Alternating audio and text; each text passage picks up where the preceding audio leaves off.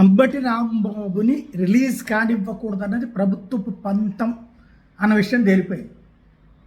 ఏదైతే అంబటి రాంబాబుకి నిన్ననే చంద్రబాబుని దూషించిన కేసులో బెయిల్ వచ్చేసింది. ఆ తర్వాత ఇప్పుడు మరొక కేసు రన్నింగ్లోకి ఇది అంతకుముందు జగన్ వచ్చిన టైంలో వీళ్ళు ఎక్కడికి వెళ్ళడానికి వీల్లేదని బ్యారికేడ్లు అడ్డు వేస్తే ఆ బ్యారికేడ్లని తోసేసి కార్యకర్తల్ని తీసుకెళ్ళాడన్నటువంటి కాన్సెప్ట్ మీదన పెట్టుకొచ్చినటువంటి విషయం ఏదైతే ఉందో అది పెద్ద చర్చనీయాంశమైంది.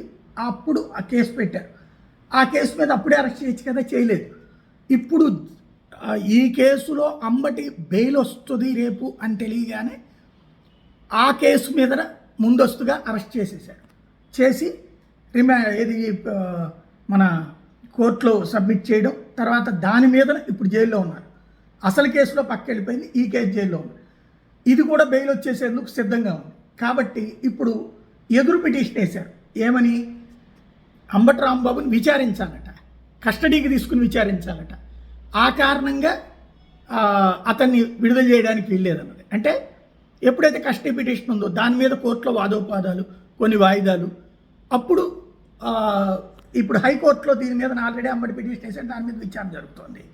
ఆ జరిగే టైంకి కింద కోర్టులో మేము ఆల్రెడీ కస్టడీ పిటిషన్ వేసాం కాబట్టి దాని మీద మీరు బెయిల్ ఇవ్వద్దు అని చెప్పేటటువంటి కాన్సెప్ట్ అనమాట. తద్వారా అక్కడ కిందే తేల్చుకోండి అని చెప్తారు. కింద కోర్టులో ముందు బెయిల్ ఇవ్వకుండా ఇదిగో మేము ముందు విచారించాలని అడిగాం కదా, దాని మీద మీరు మా ఇద్దరు ఆర్గ్యుమెంట్స్ వినండి అంటారు. ఇట్లాగా కొన్ని రోజులు సాగదీయాలి. అంటే ఇప్పటికీ దాదాపుగా 10 రోజుల దాకా జైల్లో ఉన్నట్టున్నారు. ఇంకొక నెల రోజుల పాటు జైల్లో ఉంచాలని కోరుకుంటున్నట్టున్నారు.